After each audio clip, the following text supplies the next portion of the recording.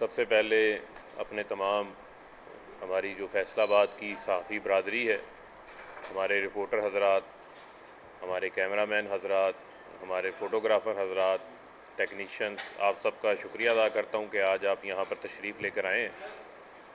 اور سب سے پہلے میں اللہ تعالیٰ کا انتہائی شکر گزار ہوں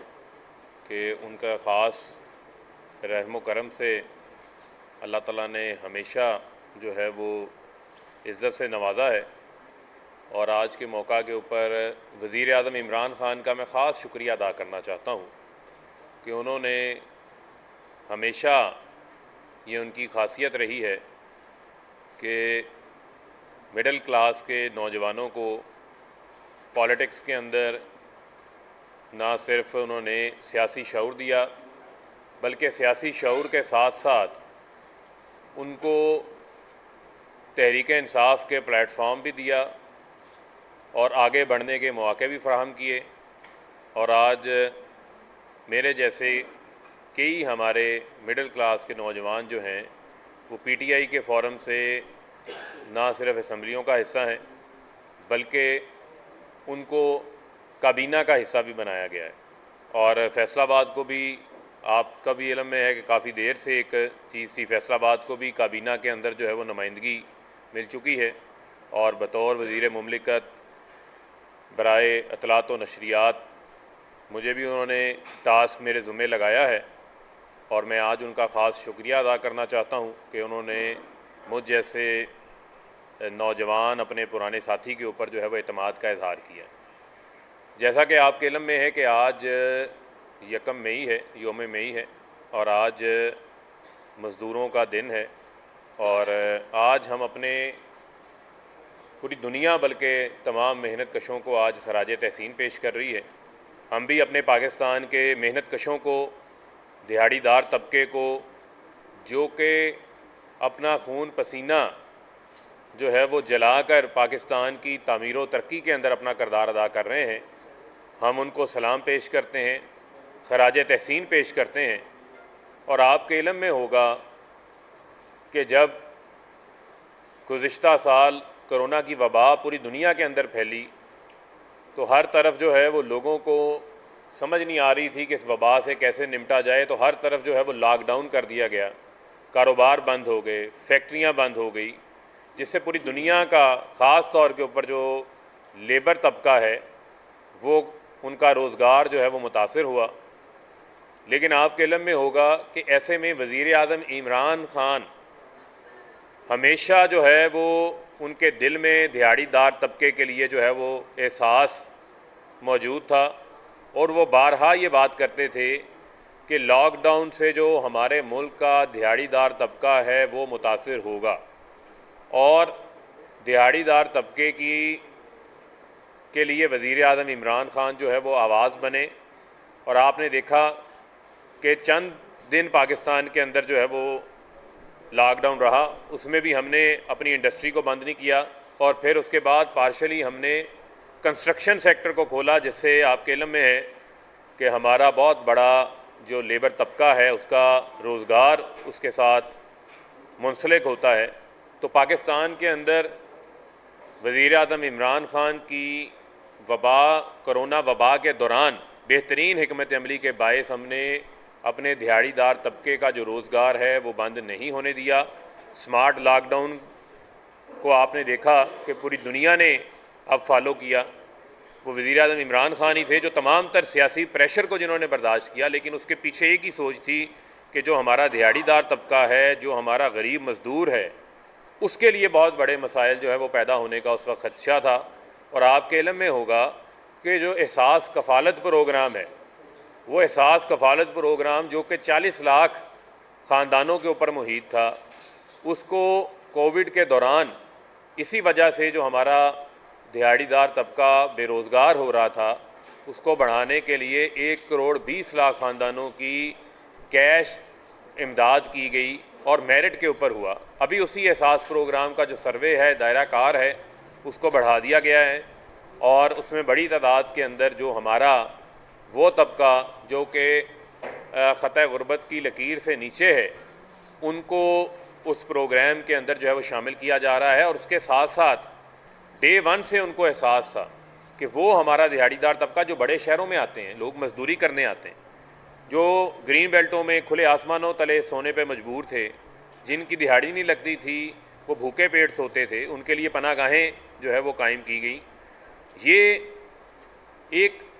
حکمران کی ایک اچھی نیت کا ثبوت ہوتا ہے، اور اس سے میں سمجھتا ہوں کہ باقی لوگوں کو بھی جب ریاست کی سطح پر ایسے اقدامات لیے جاتے ہیں تو باقی لوگوں کو بھی ترغیب ملتی ہے۔ اور آپ کے علم میں ہے کہ پاکستان جو ہے وہ پر کیپٹا دنیا کی سب سے بڑی چیریٹی کرتا ہے، تو میں یہ سمجھتا ہوں کہ وزیر اعظم عمران خان نے جو اقدامات لیے ہیں، اور ابھی آپ کے علم میں ہوگا کہ سعودی عربیہ میں پاکستان کی بہت بڑی لاکھوں کی تعداد میں ہماری جو لیبر ہے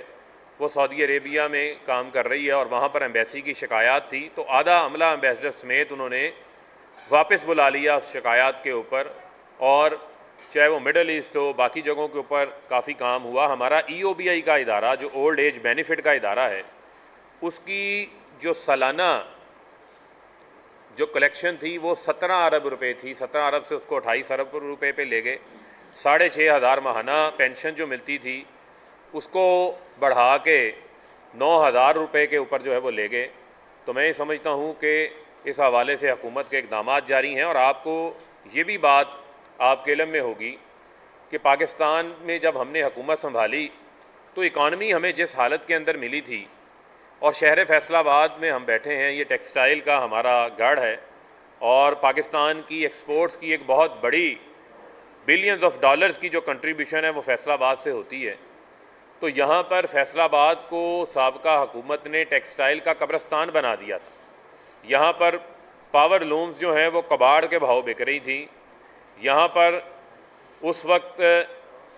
جو صورتحال تھی کہ سپننگ ملیں بند ہو رہی تھیں، اور یہاں پر جو ٹیکسٹائل سیکٹر تھا وہ دم توڑ رہا تھا، لیکن ہم نے آتے ساتھ اقدامات لیے، ٹیکسٹائل پالیسی لے کر آئے، اور آپ نے دیکھا کہ اس کے اندر ہم نے جو بجلی اور گیس کے ان کے ریٹ سے وہ پورے ملک کے ساتھ ہم نے ایک کیے۔ پہلے سندھ کے اندر ایک ریٹ تھا، وہاں کم ریٹ تھا، اور پنجاب کے اندر ریٹ زیادہ تھا، تو یہاں ہم نے اس کا ریٹ فکس کیا۔ پھر ان کے جو تاریخی ریفنڈز تھے، چاہے وہ DLTL کی شکل کے اندر ہوں، چاہے وہ ان کے سیلز ٹیکس کی شکل کے اندر ہوں، وہ ان کو واپس کیے تاکہ ان کا کیش لیکویڈیٹی کا مسئلہ جو ہے وہ سارٹ آؤٹ ہو۔ اور سب سے بڑی جو میں سمجھتا ہوں چیز وہ لے کر آئے، جو ہم انرجی پیکج لے کر آئے، جس میں ایک ان کا پیک آور ختم کیا جو 4 گھنٹے کا تھا شام میں، اور اس کے ساتھ ساتھ ہم اضافی بجلی استعمال کرنے کے حوالے سے، تاکہ ہمیں پتہ تھا پروڈکشن میں اضافہ ہو رہا ہے، ایکسپورٹس بڑھانی ہے، ان کو انکریج کرنا ہے، ہم پیکج لے کر آئے جس میں ہم نے اس سال جون تک 50% جو استعمال زیادہ کرے گا وہ بجلی اس کو سستی ملے گی، اور اگلے آنے والے جو ہمارے باقیہ حکومت کے سال ہیں اس میں 25% جو مختلف ہماری کیٹیگریز ہیں اس میں ہم نے ان کے ریٹس مقرر کیے۔ اور اس میں اسٹیٹ بینک بھی پیچھے نہیں رہا۔ کووڈ کے دوران ان کو سیلری پیکج فراہم کیا گیا، ان کی انٹرسٹ پیمنٹس کو ڈیلے کیا گیا، اور اسی کے ساتھ ساتھ اسٹیٹ بینک ایک ٹف کی اسکیم لے کر آیا جس میں اربوں روپیہ جو ہے ہمارے انڈسٹریلسٹوں کو، چاہے وہ ایکسپورٹر ہو، لوکل انڈسٹریلسٹ ہو،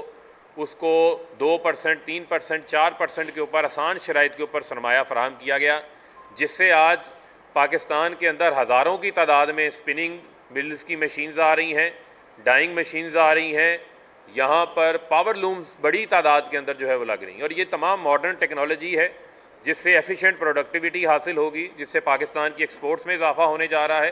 پاکستان میں لاکھوں نوکریاں کریٹ ہوں گی جو کہ ہمارے مزدوروں کو ملیں گی، اور اس سے امپیکٹ کیا اس چیز کا آیا ہے کہ ہمارے پاور لوم سیکٹر نے فیصل آباد کے اندر لیبرز کی تنخواہیں انہوں نے، ان کو پرافٹ ہوا، منافع میں ہوا، لیبرز کی تنخواہیں انہوں نے بڑھائیں۔ تو میں سمجھتا ہوں کہ اس کا پورا ایک امپیکٹ اس لحاظ سے جو ہے وہ جنریٹ ہوتا ہے، اور آپ کے علم میں ہونا چاہیے کہ اسی طرح ہمیں جو بار بار ایک بات سامنے آتی ہے، یہ کراچی کے حالیہ انتخاب میں بھی آپ نے دیکھا کہ کس طریقے سے 5% ووٹ لے کر ٹوٹل ایک انتخابی حلقے کا ایک امیدوار جیتتا ہے، اور ایک نیشنل اسمبلی کا جو حلقہ ہے اس میں 5% ووٹوں کے ساتھ آپ کس طریقے سے پوری کنسٹیٹوئنسی کی جو ہے وہ نمائندگی کر سکتے ہیں. اور عام طور کے اوپر یہاں پر تو ایک یونین کونسل کا امیدوار جو ہے وہ اتنے ووٹ لے لیتا ہے جتنا ایک قومی اسمبلی کا ممبر کراچی جیسے پاپولیٹڈ حلقے سے ووٹ لے کے جو ہے وہ کامیاب ہو رہا ہے، اور 21% جو ہے وہ پورے حلقے کے اندر ٹرن آؤٹ سامنے رہا. یہ لمحہ فکریہ ہے، یہ لمحہ فکریہ ہے پاکستان کی جمہوریت کی، میں سمجھتا ہوں پائیداری کے حوالے سے، اور یہ سوچنے کا امر ہے الیکشن کمیشن کے حوالے سے بھی اور پاکستان کی تمام سیاسی جماعتوں کے حوالے سے بھی.